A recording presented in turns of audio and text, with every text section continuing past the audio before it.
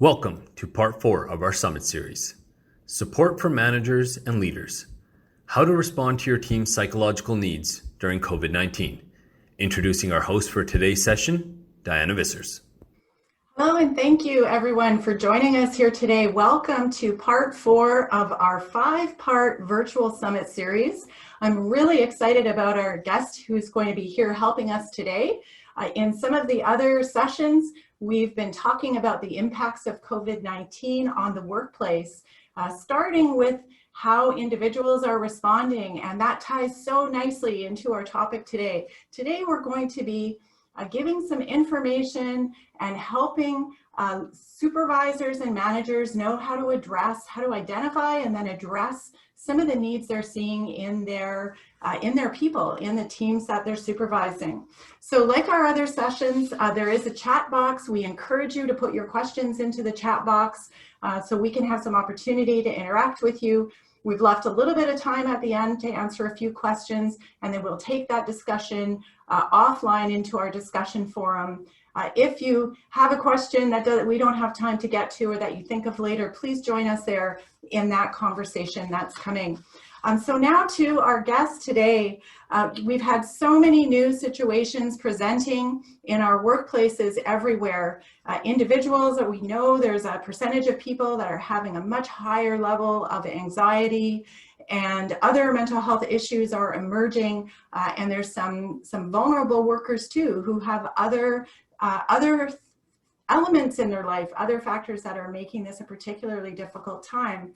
And so workplaces everywhere are leaning pretty heavy on the supervisors and managers in knowing how to handle that. And with the way that workplaces have changed so much as well, supervising teams has a whole different set of skills and requirements. And joining us today is somebody to help us with this. Carmen Bellows is a registered psychologist. She's joining us from Edmonton, where they're waiting for winter to come. And thank you so much, Carmen, for joining us today. We're really looking forward to your insights. And can you tell us a little bit about what you do and why this topic is so important to you? Thank you so much, Diana. Sorry, I'm going dark and light because the sun keeps moving around. It's our last vestiges of sun, I think, before we get a bunch of snow here. So my role is I'm what's called a Director of Mental Health Solutions here for Sun Life. So I work with Sun Life as an insurer to help organizations ensure that they understand the impact of psychological health and safety on creating a good workplace culture, specifically in regard to helping them understand how it can impact their short and long-term disability, as well as their overall understanding of how to create those healthy psychological supports to ensure that really strong workplace culture and a healthy workplace as well. So during the past year, our work has really changed to focusing on supporting organizations as they're transitioning and changing as a result of COVID, as well as really looking at the new reality in which much of our work is being delivered. So thanks for having me. Yeah, excellent. And you have so much, so many resources and information to share with us. You were telling me just a few minutes ago about a new series of training that you've been working on for supervisors and managers that we're going to make, thank you, we're going to make it available to anyone watching today. We'll be adding that link to our toolkit as well. Definitely things have changed, and we keep saying that this is like the new normal, not just in our lives, but in our work lives too. We'd like to just do a quick poll, because I'd like to just get a sense from those of you who are with us watching today. If you could just take the poll that's going to pop up across your screen. I'm interested to know what things you've noticed in your work environment related to how your employees, how your teams are coping. If you could just take a moment. Okay, we're seeing people are starting to respond there.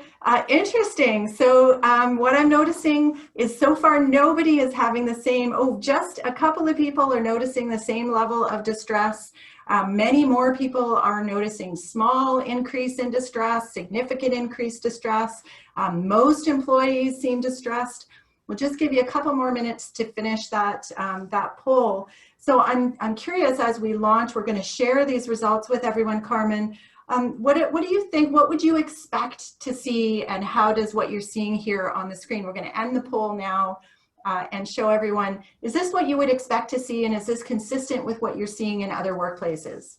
I think that it's very interesting because we're all watching the polls. I think we're putting down that there's a small increase in distress. But I think if we stop and reflect on this, what we've really been seeing in communities is that there is a significant amount of distress that COVID has created for employers. And whether employees are able to show that or not often says a lot about the culture of the workplace that the employee is in.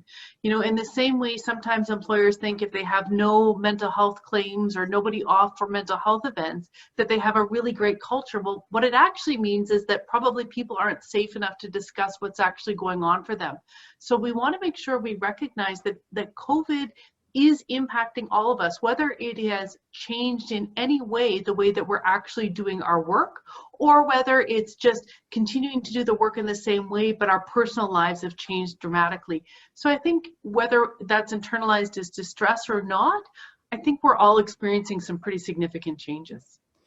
And so for supervisors, you know, I'm hearing the questions and the thoughts around that. So what about us? Because, you know, we are also, well, I'm certainly noticing organizations are really putting a lot more responsibility on supervisors, given the circumstances. You know, they're the ones in the front line. They're the ones that are engaging with their teams more readily and on a day-to-day basis. So maybe we could talk a little bit about you know, what their role is, and give some information and support to those supervisors. Absolutely. I think the first thing to recognize is that whether you're feeling overwhelmed by the pandemic or not, that the COVID pandemic is impacting all of us, and that it's important for us to recognize as leaders, how can we take action? How do we recognize what we can control and what we can't? So how do we adopt that survivor's mindset? Not why me and why is this happening, but how am I going to get through this? And to recognize that there is support for each of us.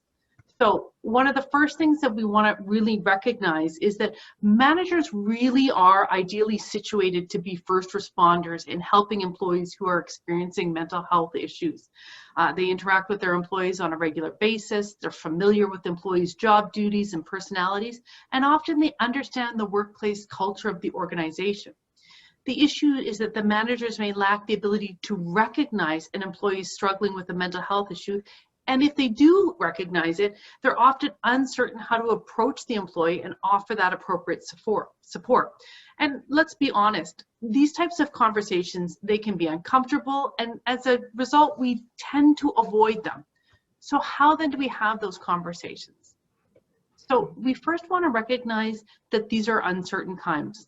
And many of us feel disoriented and confused and uncertain of what to do to get our balance back and begin to move forward again.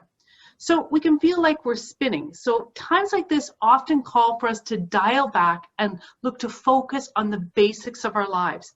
Focusing on the fundamentals can help you gain the sure footing and confidence to rise to the challenge that we're facing. And organizations are no different. So we really want to look at an organization of how we're going to keep that healthy and be a healthy part of that. So we're going to focus on those fundamentals and basics, including communication, acknowledging and understanding what a supportive culture is, and really having a good understanding of what access to care and trusted resources are. You know, there are so many resources out there, Diana. We have to make sure that we are engaging with curated and appropriate resources that can be helpful, rather than just kind of getting Google information that may not be as helpful to us as that curated information is. So I know that you've been able to put together a toolkit with really strong foundational information for people. Mm-hmm. So good communication is at the heart of every good relationship. So look at the communication in your own life, and then look at some not so good communications. You can see the difference between a communications perspective, how you speak to your best friends, and what makes that communication so special. The employer-employee relationship is no different. Employees look to leadership to be that voice, especially when things are uncertain. Employees need a few things from that leadership voice, and the very first one is they need that voice to be there and to be visible. There may be times for silence in our lives, but this isn't one of them. The leader's voice must also be trusted. We want to ensure that there are 3 things that we understand that are necessary for trust to be established. Oh, I'm going very dark again. My apologies, everyone. So the first thing that we need for there to be good trust is that we need there to be transparency. We need to tell those employees as much as we can. And if we don't have all the answers, tell them that we don't have all the answers, because we recognize that both good news and bad news should be shared. If we don't provide that consistent communication, we often have what are called whisper campaigns where employees will fill in that information themselves. The second thing for trust is to be empathetic. One of the best ways to show empathy is to share or acknowledge your own struggles and uncertainty. If you're lying awake at night worrying about things, you can share that with your employees without oversharing personal information, continuing to have those good professional boundaries, but acknowledging those challenges can be important. And the third attribute is frequency. It reassures people that we're here, we're on top of the issues, and we're working on it, and we'll let you know of our progress. So it takes the uncertainty away. So the more you can make a schedule of regular briefings and stick to it, the better your employees will be, because you are then providing that curated and that clear information. So now we've talked about what makes good communication and why it's important. What I want to now touch on is the how. And that's going to be different for every organization. And we want to aim for that broad and consistent communication to ensure that you reach 100% of your workforce. For example, emails may work really well. You may need to have, safety check-ins. That may be the time to discuss this. You may need to have a Monday morning touch base and a Friday afternoon recap. But understanding the right medium for your message will involve looking to your employees' demographic and factoring in those social distancing restrictions. So this is a great time to be creative of using Zoom or using other ways of interacting with your staff.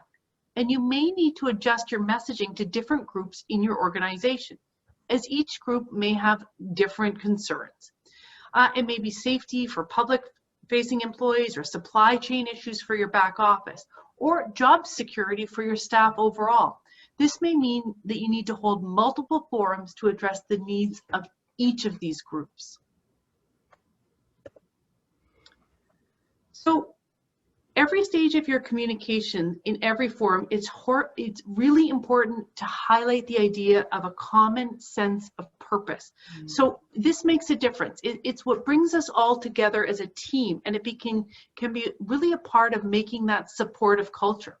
So it's important for you as a leader to understand what is your organization's common purpose, and how do the specific tasks of the individuals you work with, how does it feed into that common purpose? It might be your focus on your customers, or how to ensure your organization keeps things rolling, or supporting each other. But that common purpose is really going to be the message that we're all in this together. It needs to be real. It needs to be authentic. People can't get behind and engage in a message that isn't authentic. So the personal and logistical challenges need to be acknowledged, and they need to be addressed. We need to continue to be flexible and supportive. And this can go a long way to reducing anxieties and allowing employees to focus on their duties at hand. When we are able to allow people to bring their whole selves to work in order to support them more fully, the better results we're going to have.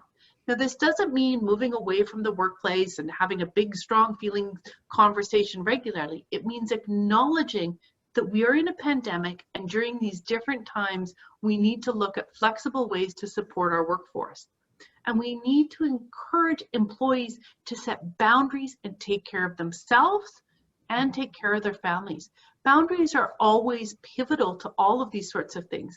This also includes you as a people leader to not be sending messages on the weekend or sending messages at 2 o'clock in the morning, because what it does is it makes employees feel like they should also be communicating or available for work at those times.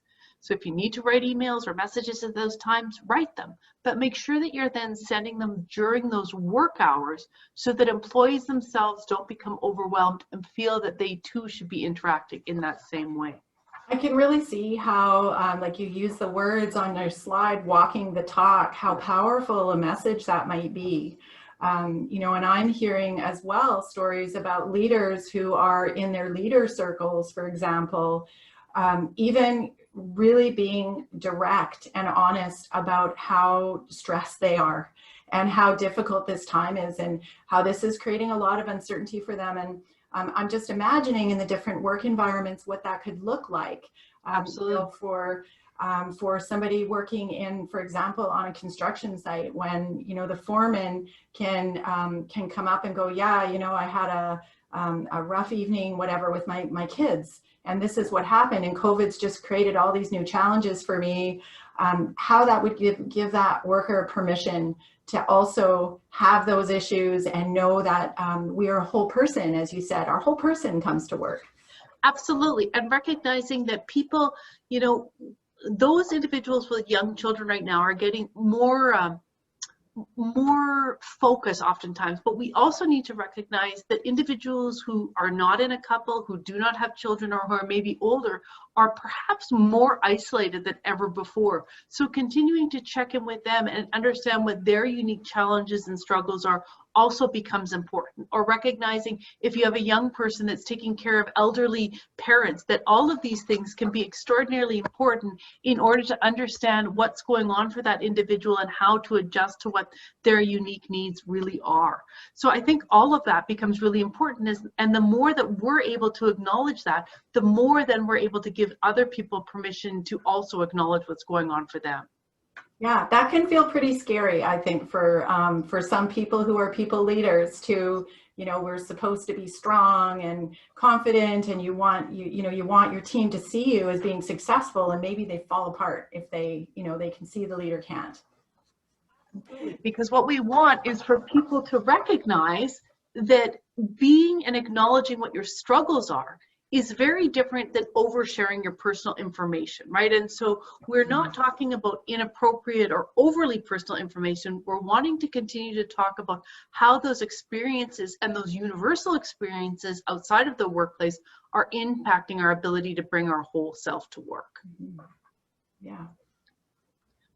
So I think it's also really important to start to understand that when these boundaries start to change a little bit between that personal or professional, or we're starting to share a little more of that, oftentimes we can be concerned that how then do we have those conversations about performance management? And I think we always want to recognize that whenever there's a change in performance of an individual, we want to start by assuming that it is a performance management issue, and we don't want to jump right onto the idea that they're having a mental health event, partly because a performance management is what we're entitled in our organization to be able to monitor and oversee. So we want to make sure that we're not making any assumptions about an employee's performance issue. And we want to really start by looking for those objective changes in their behavior, their ability to engage and interact with others. Are they being more irritable? Are they avoiding meetings? We really want to seek to understand what's going on for them, as well as understand what may be impacting their job, whether it's their mental health, their family issues, financial stress, or a gap in job skills.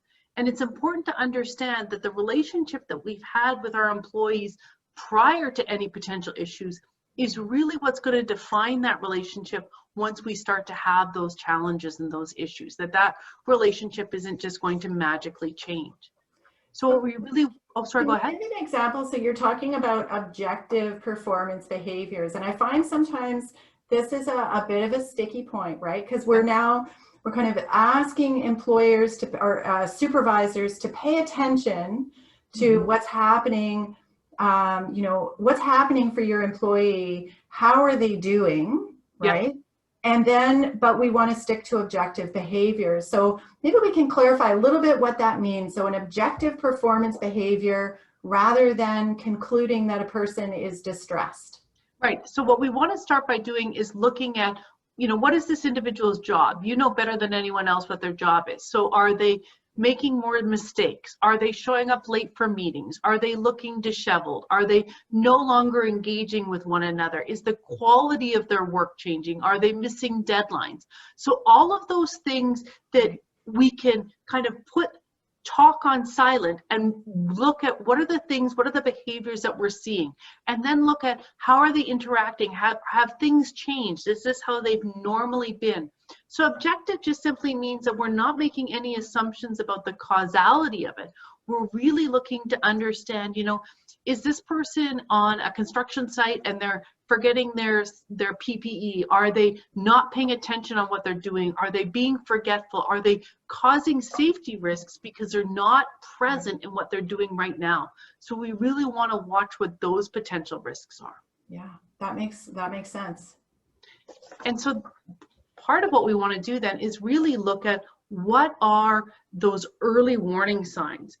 So we want to be on the lookout for those warning signs of employees struggling with mental health issues now really more than ever, given that the heightened stress that people are under as a result of the pandemic. And so recognizing that people have a certain amount of coping, and this protracted crisis that we're all in is reducing people's long-term ability to cope. So we want to make sure that we're staying connected with our employees, whether that's video, phone, or in person, one-on-one, and in groups. We want to continuously be connecting with individuals. This is a burden on you as a supervisor. It's requiring you to spend more time interacting with them in a real way, having real conversations in order to understand that. And this is a double message, because I recognize I'm asking you to do more, but very shortly we're going to go into talking more about why self-care is so important and setting those boundaries. We have to recognize that something has to fall off the plate, that we cannot be doing everything for everyone. So it's more important now than ever to have those regular touch points, as well as for each of you to reflect on how are you going to continue to connect with your employees, and how are you going to continue to connect with the people that you work with and for, to ensure that if there are changes, you have a clear understanding of what they're going to look like. Right. So I'm hearing, the role and the importance of the job of the supervisor and manager, which is to manage that behavior. And part of doing that is identify what the specific work-related performance issues are. And then the question comes in, are these warning signs? Are there warning signs happening? And so I just want to remind everyone too, who's watching this, that in part one, we talked about those warning signs, and we even had an image to go along with some of those warning signs, and maybe we can look at that image now. So this continuum, mental health continuum, where we looked at the thoughts, the moods, and behaviors that might come when people are experiencing different levels of, sort of different amounts of mental health and wellness, if you want to call it that, different quotients. And so this slide, we talk more about it in part one, but just as a reminder, these are some of the cues and clues that there might be something going on, and that should lead to some curiosity. And I think curiosity, Diana, is a great term, because what we want to do is not make assumptions, not look to fill in what we're already thinking we're seeing, but we want to get more information. Mental health is a continuum, right? This isn't like other injuries where you break your leg and then it's just, we know how long it's going to take and we're going to set it and the bone is going to heal. It's also important to recognize that our mental health continuum can be very different in different environments. We can be much healthier in our workplace than perhaps we are at home, or much more ill at home than we are in our workplace. And so really recognizing all of these things is incredibly important. So I want to just check, do a quick poll again and check with the participants who are here with us today. So I know you're seeing the image on the screen here with lots of words on it.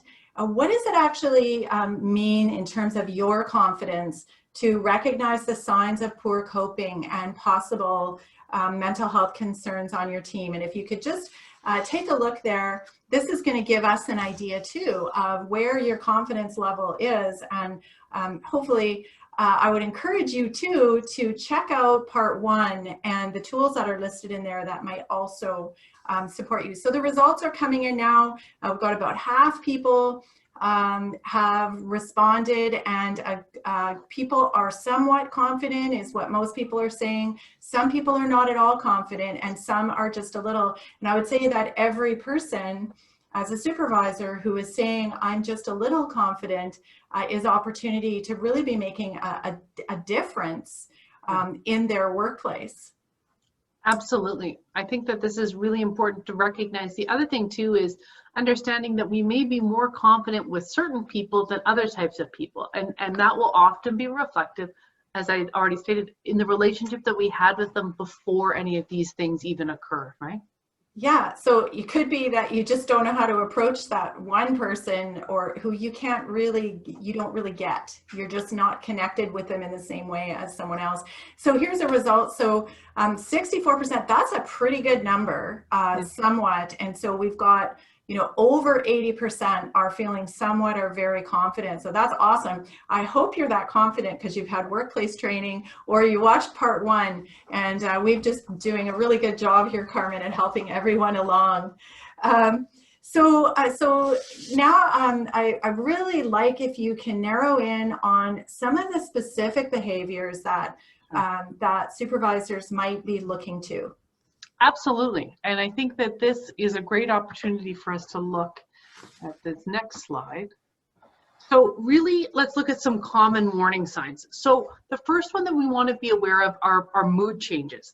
An employee may be more irritable, have mood swings, or show signs of nervousness or worrying. So that's one thing we can look for. The next one is changes in the work performance. Are they missing deadlines? Has the quality of their work changed or decreased? Habitual tiredness or fatigue. Is there difficulty in their concentration, their level of engagement? Are they coming to work, frankly, looking disheveled? What about increased sick days?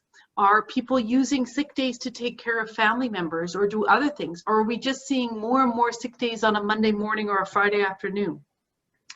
Substance misuse, and this becomes especially important for individuals who are working in a safety sensitive position. Are we smelling people coming to work of alcohol? Are we seeing, glazed over eyes? Are we concerned over people's ability to concentrate and engage in their work? Interpersonal conflict. This is often a thermometer of what's going on within our organization. Are we seeing that people are having greater difficulty getting along with one another?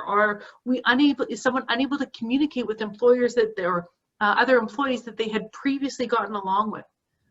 And withdrawn behavior. If we are a busy supervisor, this can sometimes be a very difficult one to notice, but we need to make sure we understand that if someone is being quieter than usual, or they're not speaking up, or they're not reaching out, that we want to check in with those people or find out what's going on. We know that everyone reacts differently to things, but these are some of those really early warning signs that we're aware of. So again, we're looking for changes in thoughts, in moods, and cognitions more than anything. So those are really helpful when we think now we have the continuum image to kind of give us some first clues, and here's some of the potential signs. It doesn't mean for sure that something, this is going on for someone, but it should spark your interest and your curiosity. So this is, part of this is a role too, right? For supervisors. Absolutely. Like this is a requirement. Maybe we could talk a little bit more about what the responsibilities are, but there is even a duty to inquire. And so it'd be interesting to hear your perspective on it as you talk a little bit more about the role of supervisors. Right. So the role of the manager is to manage performance, regardless of the source. So whether someone's performance is poor because of a substance use disorder, a mental health challenge as part of that substance use disorder, because they have an anger management problem, or because maybe they're just focused and no longer engaged in the job, it's our job as a manager to manage poor performance regardless of the source of that. And so that's why we want to really focus on those observable behaviors more than anything else, because then we're reducing and removing the emotionality or the interpersonal from that. So we want to create that healthy work environment that supports mental health overall. And I really want to ensure that anyone who is on this call who is a people leader, that you have an understanding of what your organization's supports are. So does your organization have an employee and family assistance provider? Does it have a mental health benefit? It's really important that you know what those things are. The other thing I'm going to encourage everyone is that if you are a people leader and your organization has an employee and family benefits program, I want you to call that number. I want you to call and find out what happens when you call that number. So if you ever need to give that number to someone else, you can say, this is what you can expect to happen when you call that number. And what that does is it reduces the burden for somebody else to have to call because they know what's going to happen. We want to encourage a stay at work approach. Now, oftentimes I think people think I work at Sun Life, so I want people to stay at work because Sun Life doesn't want to pay a disability benefit. That's not actually what it is. The research is very, very clear that if we can keep someone at work and accommodate them without them going off work, it reduces the burden for the rest of the working group. It allows that individual to feel supported within the organization, and it's a reduced inconvenience and cost to the organization as a whole. So we want to help prevent absences by giving employees what they need when they need it. And needs and wants are very different. So making sure that we have an understanding of what a need is and why it's a need becomes really important. We want to help reduce that disability duration. So we want to ensure that people have access to the supports that they need and they understand what they're supposed to do when they're off, because individuals have a responsibility when they're off. And then as a manager, we also want to make sure that we support that sustainable return to work, which means shutting down whisper campaigns for other individuals that may be, thinking that they have a right to ask questions. We want to set the tone for the individual to come back. We want to provide clear information about the duties and responsibilities during that gradual return to work period if we're having them. And more than anything, we need to have a clear understanding of what sorts of accommodations our organization can and is willing to provide, and what sort of accommodations have been successful and helpful in the past. It feels like so much. Like if I'm a supervisor watching this, I'm thinking, really? Like I have to do my job and I have to do that? It can feel pretty overwhelming, all the responsibilities that come with, but there's also amazing opportunity to really make an impact. And I really like what how you lead on this slide, that it's regardless of the source. And so, sometimes I think there can be a feeling like if something is going on for that person and they're having a rough time, maybe I need to not put pressure on them. Maybe I need to actually just sit back and help them and, make them feel comfortable. And, but, there's risks to that too, right? Like if we're not holding people accountable, not helping them find the support that they might need, there's risks, there's gaps that happen there. Sure, and then it can create issues with our team as well. I think one of the things that I've recognized over time is that, let's say you're a journeyman Boilermaker, that you are, really good at your job and you've become a lead hand and people rely on you, and then all of a sudden you're put into a leadership position. One of the things that happens is oftentimes people are really good with technical skills, so we promote them into leadership roles, and they may not have any historical training about all of these HR issues or all of these, soft skills. It's important for people to recognize that just because we get a promotion doesn't mean that we automatically have great insight into these interpersonal and softer skills. So it becomes really important for us as leaders to step back and reflect on, do I need more training about this? Do I need more support about this? Where can I go? What are those curated resources like the toolkit that you've got for us? Where can I go to have a better understanding of my roles and my responsibilities? And what is the number to my HR department so that I can get ongoing coaching and support as well? Yeah, and sometimes organizations might not even have an HR department. Wow. So knowing where there's resources where they can go for more training or get more support, just so they can understand their role, because it really can make a difference to the culture in the work environment and to the business outcomes as well. If you can do this really well and get very efficient and confident in doing this. Yeah, and I think it's important to recognize that lots of times we want these issues just to go away, right? And we think that if we just give it some time, it's, the old ostrich head in the sand sort of approach. And so I was really glad with that last poll where we saw people felt somewhat confident. So it's important to recognize that we want to start to be prepared before the issue even necessarily significantly manifests. So we want to start by documenting those observed behaviors as soon as we start to notice them, so that we can have really specific examples to discuss. We need to be familiar with our organization's mission pertaining to employees' health. What does our organization state that we believe, and how can we be in accordance with that? And what are those accommodations? What's possible and what's not possible? Because we don't want to have a great idea and then later find out that this isn't something that can actually be implemented into our organization. And finally, understanding that position will help other employees also understand that the organization is to support them. We may also want to ask employees what accommodations do they feel might be helpful for them, if any. So recognizing the need to be well versed in your organization's resources as well as their overall offerings becomes really important, and oftentimes those are outside of our normal skill sets. So we have put together an image that I think will help the supervisors who are here, and it's in the toolkit. Maybe we could look at that now, just about the role for supervisors and managers. And there's kind of information here that offers you some tips and suggestions along the same concept of the continuum image that we introduced in part 1, and we've had one in each of the parts since then. And there's some really interesting pieces on here that I find really helpful. And I love at the top that we talk about take care of yourself first.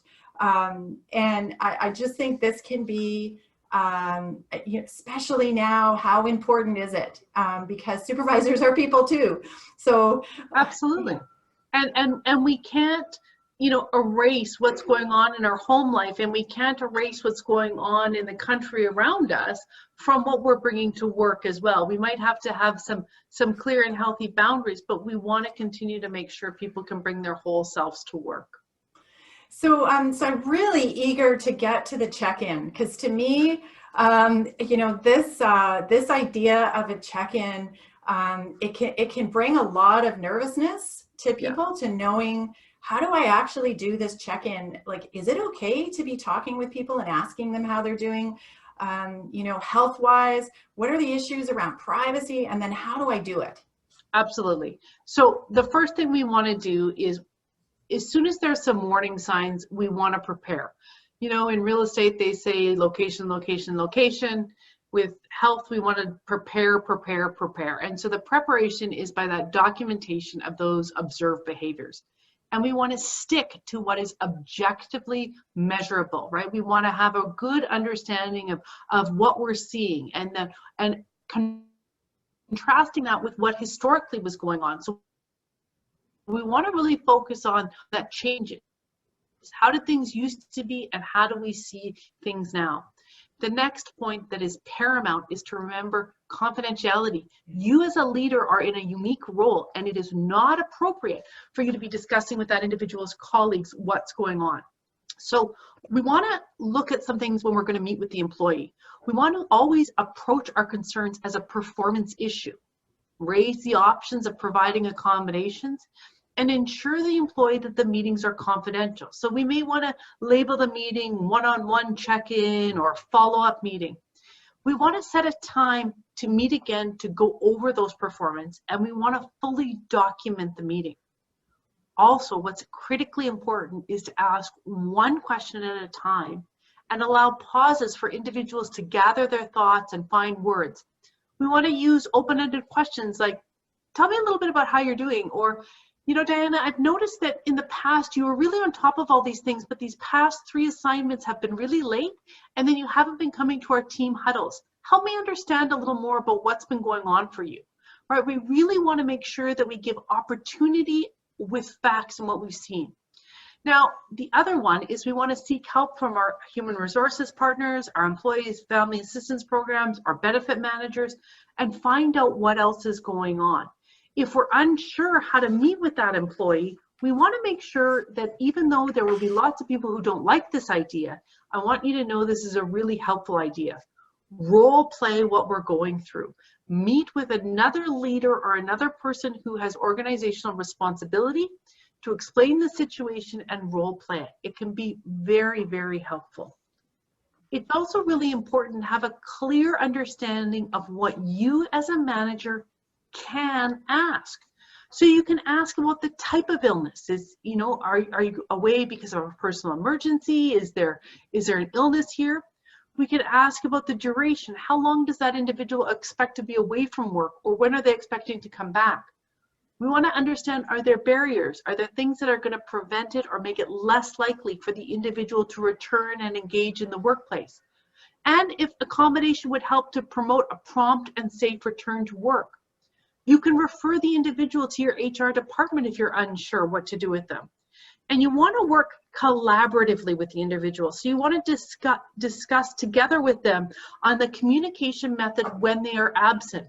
So it's important to recognize that when someone's absent from work, you don't want to be checking with them every day what's going on, but you do want to make sure that you're having those consistent touch points, not to be saying, have you gone to your doctor or you're taking your medication, because we can't ask that, but to find out how things are going to maintain that healthy relationship. We want to offer support and assistance and make sure the employee is aware of the supports that are available to them. And again, like I said, rehearsing that conversation with their employee and family assistance provider can be really, really helpful, or another manager or director. So you've been very gracious to help us put a do's and don'ts list together and some information about privacy into the toolkit. So you can download the toolkit and you will see that information there. So now I'm a supervisor. I haven't done this before, and I'm thinking, okay, I'm realizing I need to actually do this check-in.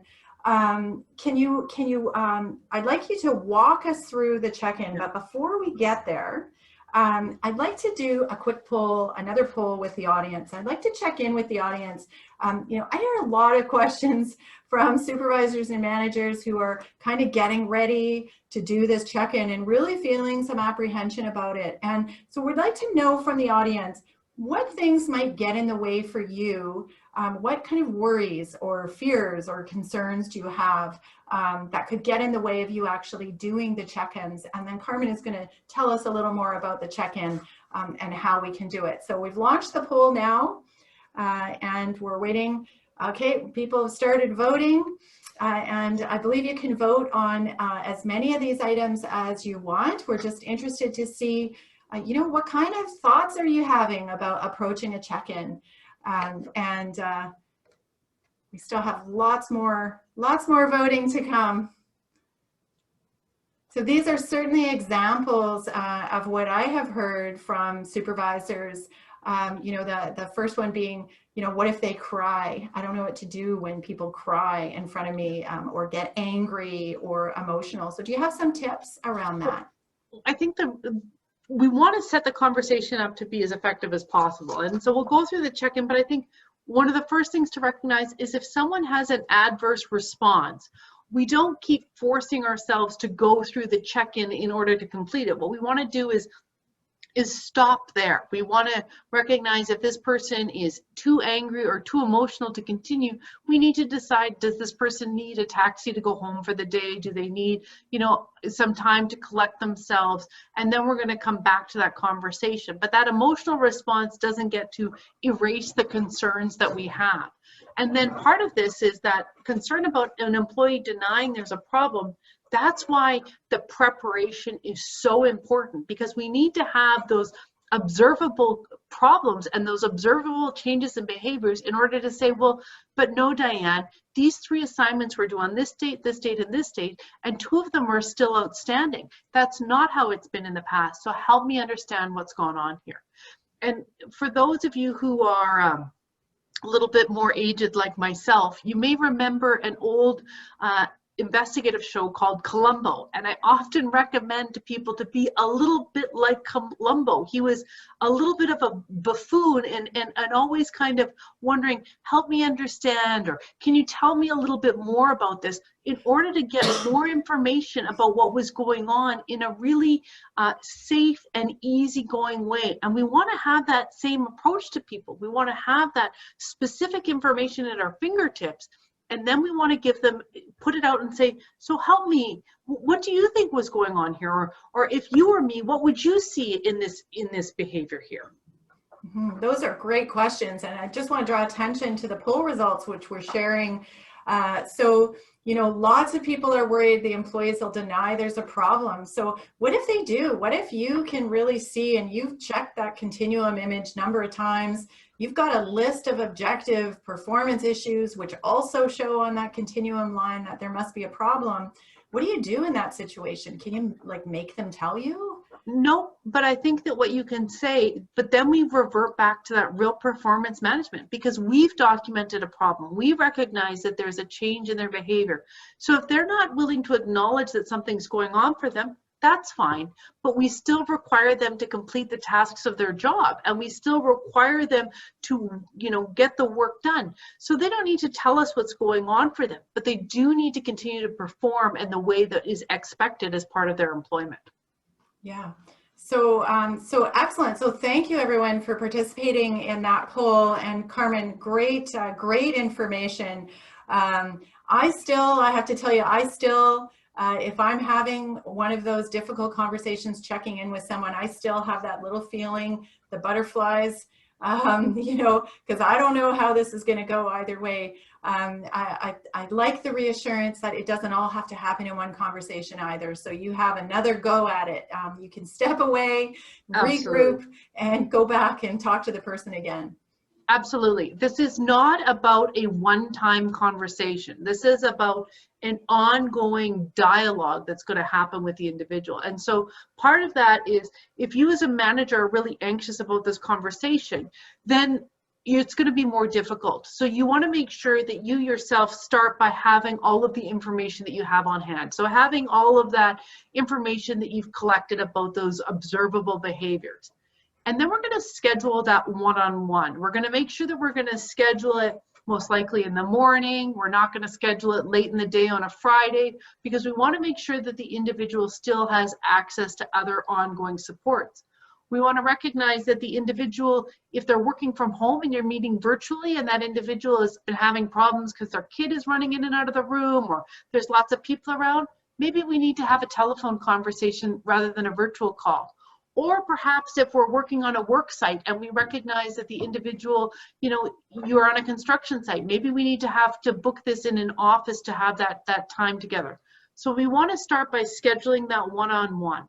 Then we want to ensure that that privacy is there and is really recognized, that nobody else is coming by, nobody else is listening in, that you and the individual can have that appropriate conversation. That could be a bit tricky, Absolutely. It's nice when there's an office or a place where you can go, but sometimes these work sites are, they're just flooded with people coming and going. So and it may need to happen in a supervisor's truck, or it may need to happen in the health and safety office.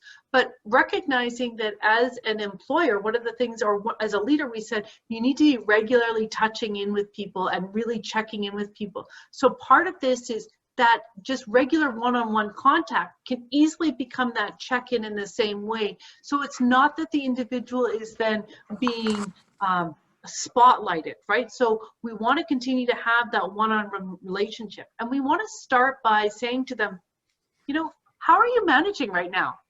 How do you think you're doing right now? How are things going with COVID in your home life? Or what things have been going on for you? And starting with that really open-ended conversation can be really helpful, and it will give you a bit of an idea of how open the individual is to having that conversation. We want to make sure that we're not prying. We're not asking personal questions. We're not saying, how's your marriage? What's going on with your kids? We're saying, how are things? How's your work-life balance? Are there things going on outside of work that are negatively impacting you? Are there things here in the workplace that we can be doing to help you? So we want to make sure to leave it as open-ended as possible. We want to offer that support. We want to say, these are the things that we've noticed. These are the things that I've noticed in your behavior, in the way that you're interacting, or in the quality of your work.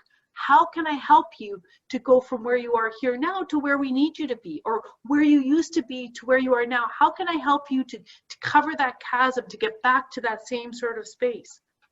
We want to make sure that we know what are the resources that we have. We don't want to be offering resources that we don't have, and we don't want to miss out on the opportunity to support an individual if we can.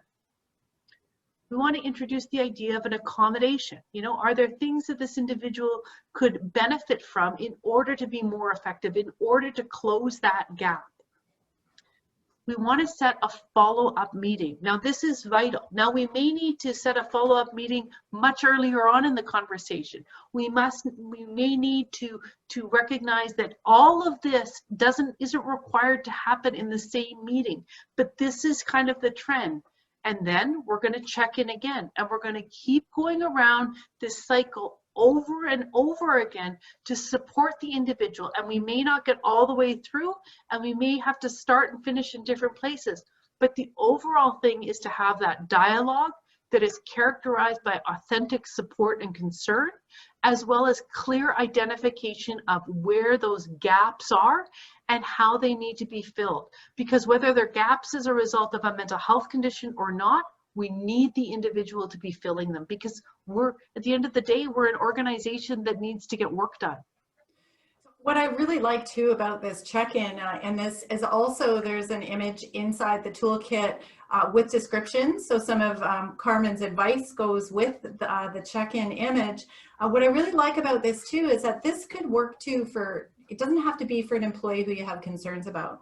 This could just be for all your employees, that this is a conversation maybe at some point that you're having because of some of the realities around COVID, we know, and people may not be showing their distress. You may not see it on the outside, but this might be a way to offer an opportunity for someone. So can we just talk, we just have a couple of minutes left.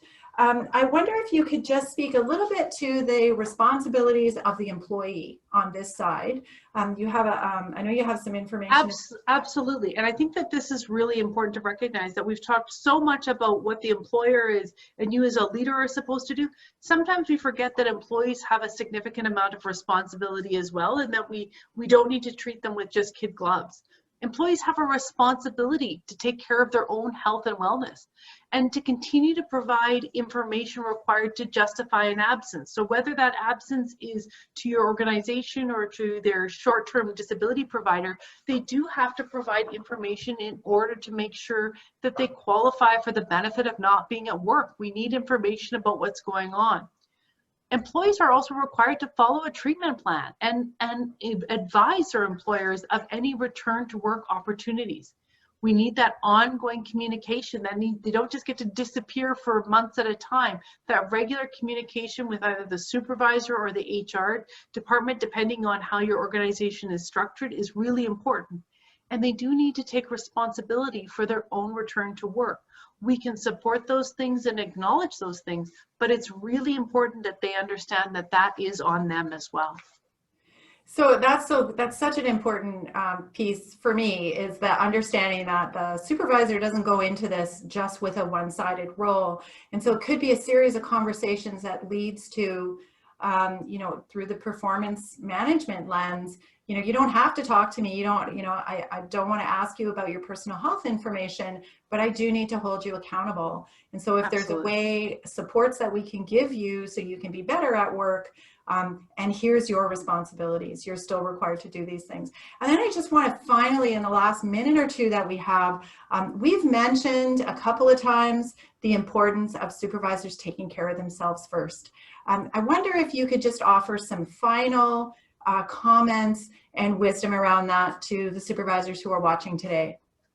I think it's important for you to recognize that people are watching you and they're relying on you. And so if you don't take care of yourself, you're not going to set the tone for other people to take care of themselves. So taking care of yourselves means taking your breaks, eating your lunch, going for a walk, stepping away from your desk, limiting those emails. It also means allowing yourself to be human with your staff and acknowledging when and if you're struggling, or saying, I've had enough of COVID, or I've had enough of all of these stressors. It's a lot. Let's have a coffee, and allowing yourself to be human, and thereby allowing other people to be human as well. This has been so informative, Carmen. Just to I just give the supervisors who are watching this and managers, people managers who are watching this, some extra tools to help them in this very bizarre time. I also want to remind all the supervisors that every element of this toolkit, every part of this toolkit is there to support you as well. And so we have some self-help tips and some great free resources in part 1, and even a way that you can design a self-care plan for yourself with a wellness wheel and links to other resources. You're one of those employees too, and so you have a responsibility to yourself to feel better and be healthy through this interesting time. So I think we have time maybe for 1 or 2 questions before we wrap up. Christine, are there any particular questions? Yeah, we have a good wealth of questions here. Okay. So I'll start with one here. How do you deal with multiple managers who have a varying perspective from it's a hoax to be glad you have a job, so stop whining, do it, to the ones who are just not willing to address mental health at all and don't see it as a workplace function and just something that affects home life? I have all of these going on while I'm trying to connect individually with people to check in and see how people are doing. What is actually our responsibility as employers to address mental health? So your responsibility as an employer is to run an organization, and to most often run a successful organization. When it comes to mental health, we do have, the psychological health and safety, and there's 13 factors that are recognized. So our responsibility as an employer is to not damage our staff. So we have to recognize the impact and the culture that we have on them.